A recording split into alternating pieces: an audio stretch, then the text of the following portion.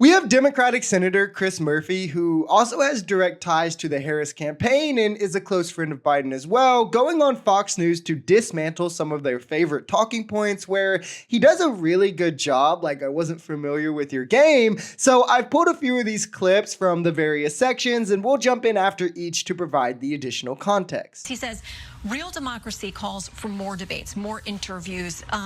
Listen, the policy section of the website remains blank last I checked. So when are we going to get more from the vice president?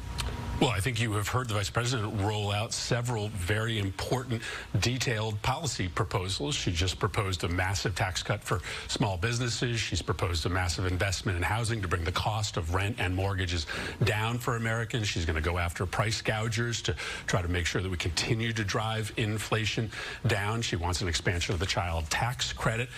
She's investing in the middle class. She's talked about an opportunity agenda where everybody has the chance to succeed, which is very different than Donald Trump's agenda. Donald Trump has made it very clear, if you put him back in power, he's going to think about only one group of people, and that's his friends at Mar-a-Lago, another massive tax cut for the richest people in America.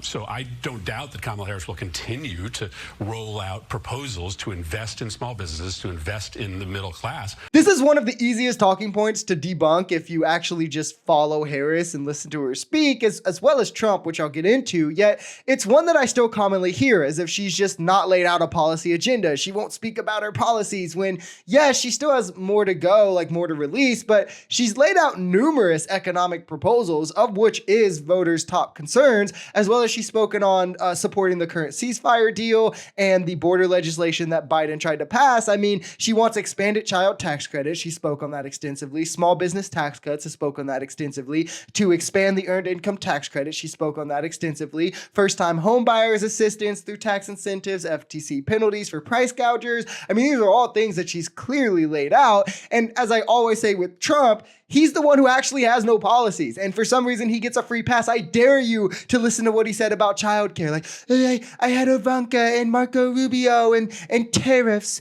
Tariffs will solve the problem. And JD Vance saying, oh, well, you know, your aunt and your grandma can come in and help. And his answer to housing is literally just mass deportation. His answer to the economy is tariffs, which will raise prices, and massive corporate and rich guy tax cuts, which, as we can see, trickle-down economics is a massive failure. It always has been. More income growth happens for the bottom 90% when tax rates are higher, as well as more GDP growth happens for the country when tax rates are higher. And after Trump's last tax cuts, business investments plummeted. Business investments are what raise wages and lower prices, and stock buybacks instead went up, meaning that companies took that extra money the tax cuts saved them and further enriched themselves and their CEO and drastically cut what would trickle down to its workers, because that's what always happens, because trickle-down economics always fails. Let's compare the economic record of Donald Trump against the economic record of Joe Biden and Kamala Harris.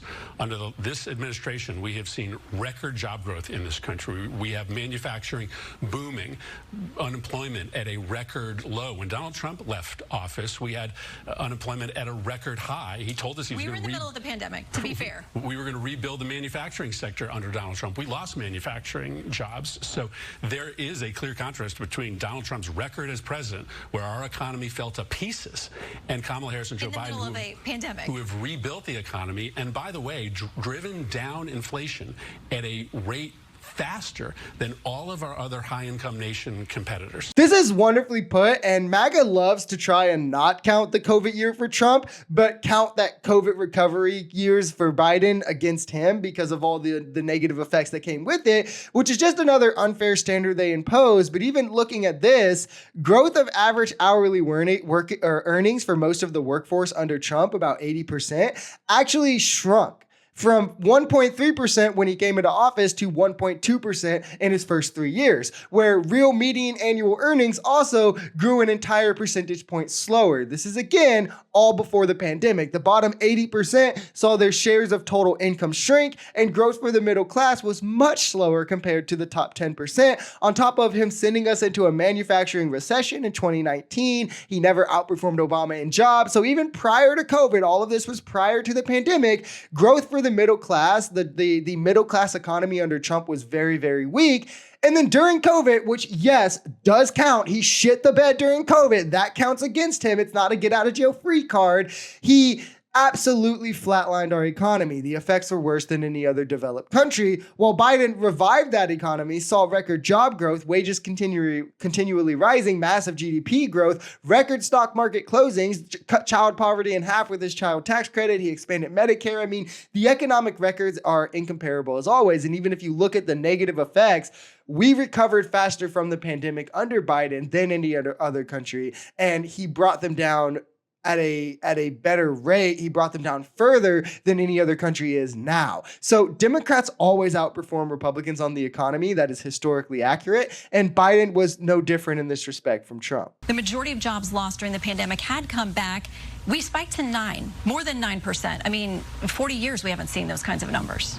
Correct. And that happened in every single high-income economy because coming out of the pandemic, no country had the supply chains sufficient to be able to withstand the surge in demand. But it is also true that over the last 4 years, inflation has come down faster in the United States than those other countries. GDP has grown at a faster rate than those other countries. And today we are sitting in an economy where anybody who wants a job can get one because we have record low unemployment. And this is the bit that MAGA will never tell you when talking about Biden's economic failures, that this happened to every developed country in the wake of the pandemic because the massive spending you had to pour in your economy to keep it from flatlining and the lack of supply chain to hold up to the demand caused this inflation that we're seeing. I mean, it started to spike before Biden even took office. I always talk about how the CPI grew record amounts under Trump in 2020. All signs of this happening began in 2020, but under Biden, we've still recovered far greater than any other country, with inflation now under 3%, where it's economically desirable, and hundreds of thousands of jobs being created every month, thousands of infrastructure projects starting every month, and wages continuing to climb. We're overall in a pretty good place, especially just a few years removed from 2 recessions and a pandemic, a place that Trump didn't have us in during, even before the pandemic, didn't have us anywhere near in this good of a position, and seeing how he handled the pandemic, it's a place that we would be nowhere near had Trump won re-election and been the one to handle the recovery.